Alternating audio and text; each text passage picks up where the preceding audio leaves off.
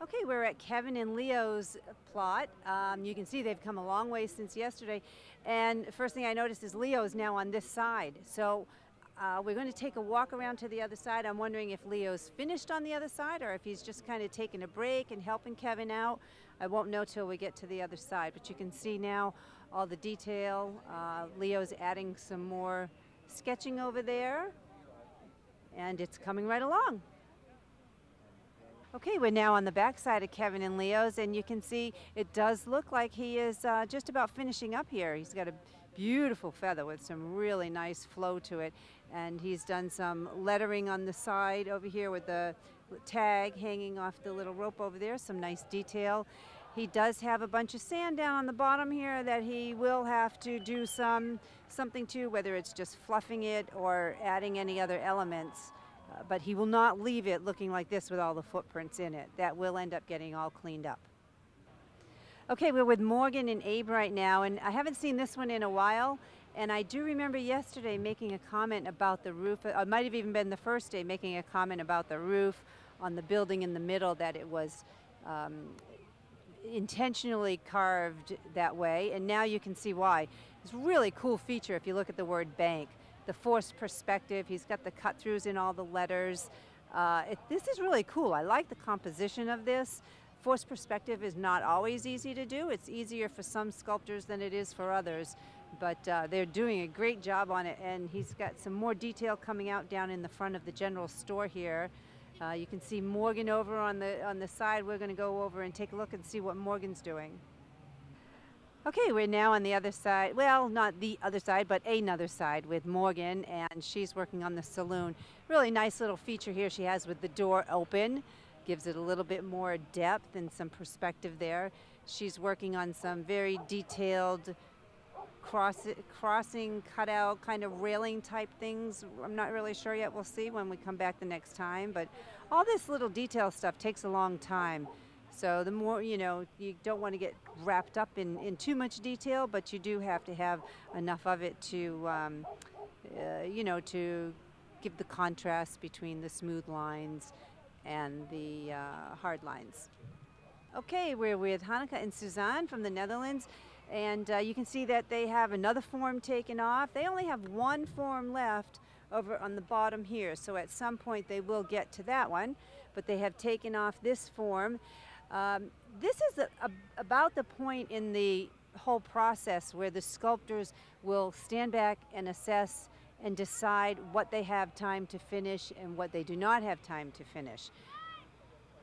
At some point they may decide they want to eliminate certain elements, but that's up to them. I don't know what their schedule is. They know what the schedule is. So if they are on schedule, you'll still see them moving right along and finishing all these pieces. But at some point they may decide to, if that in the back corner there was going to be another figure, they might decide to shorten that and not make it a figure, because that would take more time. You can see they've got some really nice detail on these faces. They're absolutely beautiful. Look at the one Suzanne is working on right now.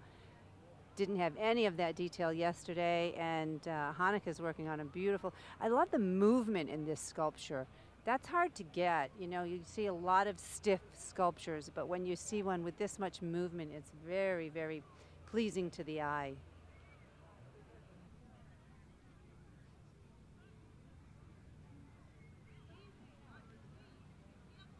We are with David and Ilya, and here's a nice surprise. I just walked around. I haven't seen this piece in a while, and walked around to the front, and look at the baby inside. It's really coming along nice. You can see a theme following with this sculpture. You can see the seashells. There's that's probably the element that they're going to have tying this whole sculpture together. So nice work. You can see the detail on the top seashell. When they get to this point where they're adding detail, it takes a little bit longer, so they need to work a little bit faster when they're doing detail, and really plan their time out accordingly. Okay, David and Ilya just took off the bottom form of their center main focal piece, and the sculptor at this point will always breathe a sigh of relief. When you release that bottom form, That's when you know if you did your pound up correctly. And if they see any stress fractures at this time, they would be concerned. They don't look like they're concerned. It looks like everything went just fine when they took that bottom form off. Okay, we're with Steve and Deb right now. This one's really taking shape. You can see Deb working on the folds of the dress. This was just, where Steve is working right now, was just a big hunk of sand this morning. So he's coming along nicely with that. And now you can start to see with some of these sculptures things tying together. It appears to me that this is a robot's head and a hand over holding the princess. I'm just saying princess, whether she is or not, I'm not sure, but I'm just using that. I'm calling her a princess. But you can also see from the hand, there's another feature that Steve has added just to the left of the princess, and that looks like it might be the beginning of a wrist or an arm that will connect to the head of the robot. So we can see a little bit now. It's getting to the point where we're going to see things starting to come together. Okay, and if you look over here, you'll see that these rocks that we saw the very first day are still here. They're rocks, but they're not. They're really sand, and I'm still curious to see if those are going to be incorporated into the sculpture somehow. Okay, we're with Dan Doubleday now, and it looks to me, he's working down along the bottom. It looks like he's pretty much finished with the top, unless he's going to add some texture maybe to something. And it looks to me like he's doing a couple of skulls, maybe facing each other. And I could guess that that's what he's doing, but I don't have to, because he actually has a little model of a skull that he was referring to, so I did see the skulls. Something we were talking about with Dan's piece yesterday was the degree of difficulty factor in the judging. And if you look from this view right here, this is what we're talking about. It's like when you see the woman's body, the silhouette of the woman's body, it's actually, it looks like it's almost going to just fall. And then and then to top it off, he still has undercut below that. If you look directly from the front, he's even cut down even more below that overhang. So that does add to the degree of difficulty. Okay, looking head on to Dan's sculpture this is the view that the people up on the sidewalk see. And it's pretty impressive. You know, you can see a lot of the weight. It almost, when you look at it, it gets a feel that it's leaning towards us almost. He's got Dan has a tendency to put subtleties, should I say, in his sculpture. And it looks to me on the right over here that this is a person upside down with like their butt up in the air, and that's their leg and their foot. And then you can also see the silhouette of another woman over here. And what Dan told me when I walked up to the piece was that this is Dan and I got married, and this is the bride, and this is her veil that's coming down from the back of her head, the veil turning into, morphing into bodies and going into the skull. The name of Dan's piece, he's already put the title on it, is True Love what is it, True Love is Forever? True Love, I think True Love is Forever. I'll have to go back and take a look at it, but that you get the idea. That's why he's incorporating it into the skulls, that even in death, love can be true. We are at Benjamin's sculpture, and he has added some really nice features to this. I mean, look at his work is so smooth and so clean. He's known for that. He's a very meticulous carver. I like all the faces. You can see him starting down at the bottom, and the face is getting larger. Actually, starting at the top, and the face is getting smaller. But look at the little subtleties of the men in the windows of his main structure. I'm going to go around and see if there's something more that he's done on the back side that we haven't taken a look at yet. Okay, we are at the back of Benjamin's, and yes, he has added something. He hasn't quite put the detail in it yet, but this is going to be a cool feature. Looks like he's got a zipper coming down the back side that he has kind of blocked out a little bit, and it'll be fun to see when he does the final detail on that. Okay, Benjamin does still have a pile of sand behind his sculpture, so at some point he will be incorporating that in so he can finish and do well in the usage of sand category. They really can't just leave that sand there. They will. That does make a difference when it comes to judging in that category. Okay, we're with Milanege. And I said it yesterday and I'll say it again, there's just something that draws me to this piece. I absolutely love the composition of it. And now she's put a title on her sign, so we already know what the title is, and it's Open Your Mind and Let Your Spirit Fly. So now you can, that kind of gives you a little bit of insight as to what's going on in her mind and why she incorporated the kind of open stretching of the face and turning into a bird's wing. And it's absolutely beautiful and very, very nicely done.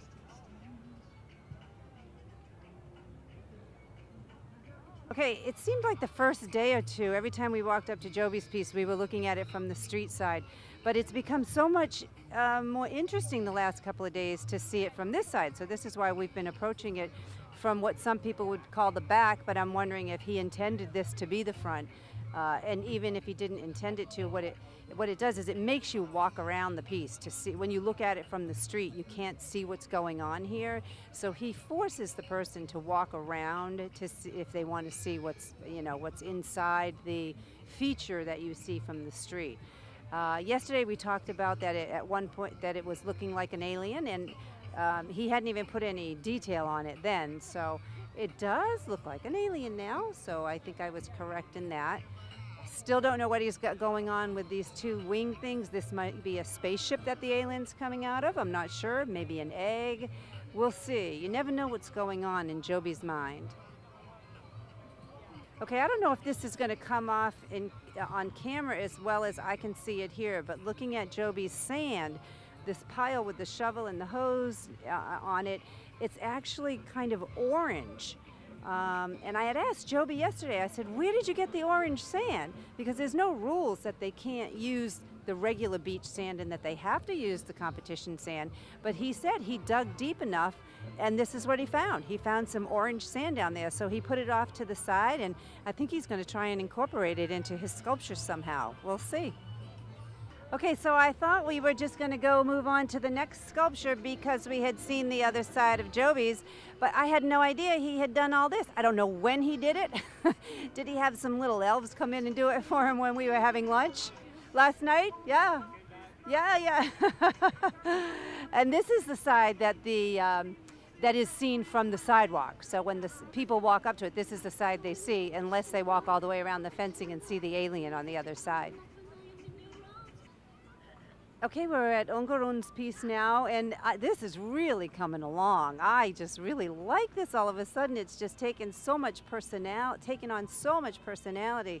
And just look at the details that he's put in, the little dimples in the fingers. He's put buttons, he's put a belt, and this morphing of the mushrooms coming around, turning into, you know, the mushrooms are coming out of his pants. He had mentioned yesterday that this was, you know, had something to do with a psychedelic mushroom, and now it's kind of really taking on that feel of maybe almost Alice in Wonderlish. I just love that little detail on the toe. It just kind of looks like a chubby little toe and fun. I just love looking at it. Okay, we're at Guy's sculpture now, and he has all his wooden forms off as well.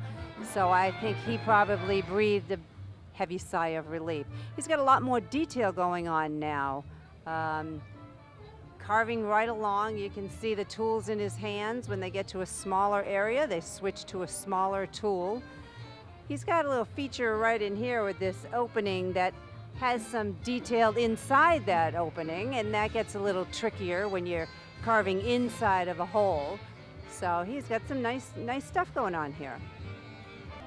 Okay, Pavel's is really taking shape now.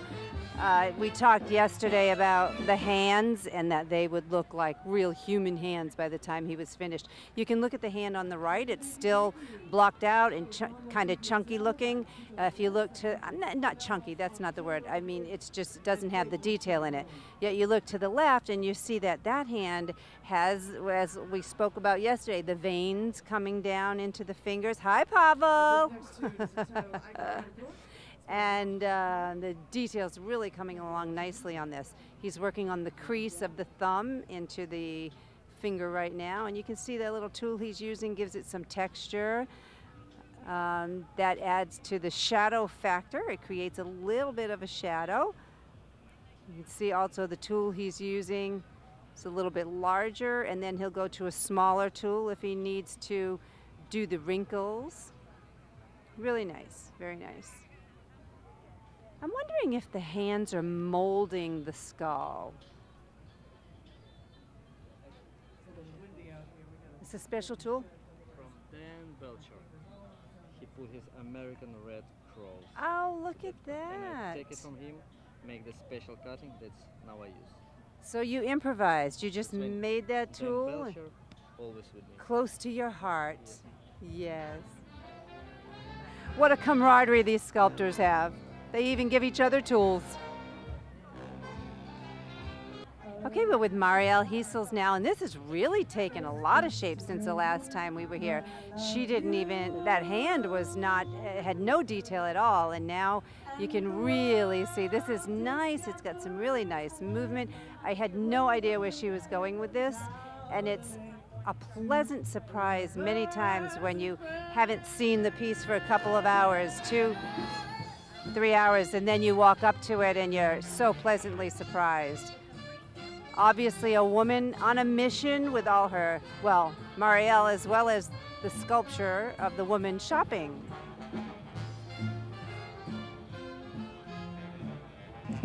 I don't know, well yes, I know you can hear the music behind me.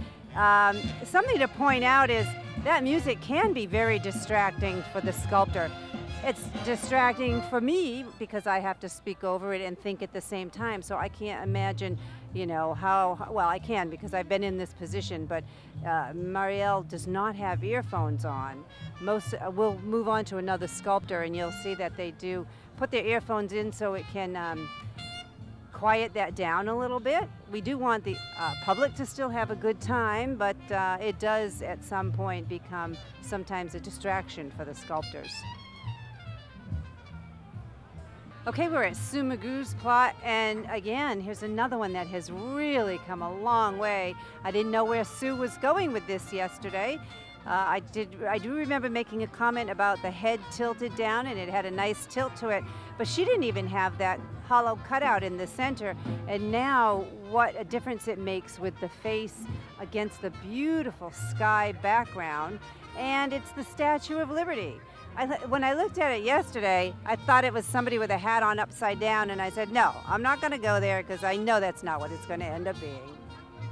This is a beautiful shot right here. Look at that sky in between the two faces. This is really, I hope she finishes it strongly because this will be a beautiful piece. And the only thing I mean by finishing it strongly is they will not win if they do not finish it strongly, no matter how beautiful any one feature of the sculpture is.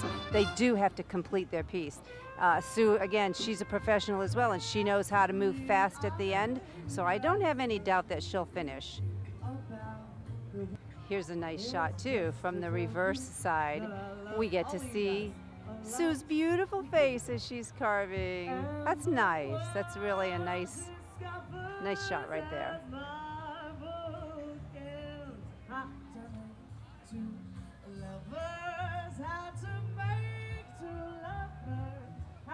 Okay. Okay, we're with Dan Belcher now, and this is what I was talking about. You can see the shot that we have of Dan right now. He has earphones on, and he's another one that's right in front of the stage, so that music can be very distracting. He's chosen to put his earphones on and get into his own little groove there. Okay, one of the observations we made yesterday was that Dan was doing another pound up that he didn't have enough sand for, and he didn't have this end on it. He did have the bottom one done. I wasn't sure if he was going to have enough sand or enough time to fill this top box. As you can see, the end is on, and he is more than halfway full of that box as well. But what's going to happen is when they get to this point in the competition, there's only a few hours left today, and then I think 5 or 6 hours tomorrow.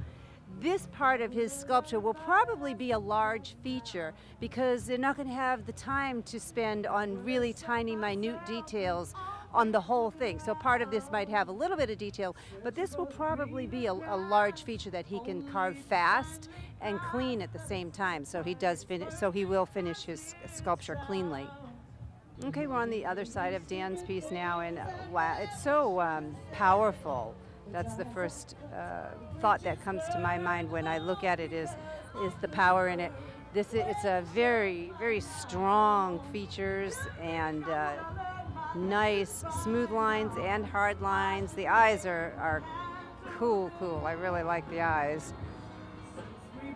Okay, this is a really cool feature. You can see she has a fang. When we were walking around the other side, it's really beautiful and smooth and gorgeous. And then as you come around, there's this little hint of badness with this fang. So I think that's going to tie into the complete idea and message behind his sculpture. So we'll see. Look forward to seeing what's going to be in that box over there.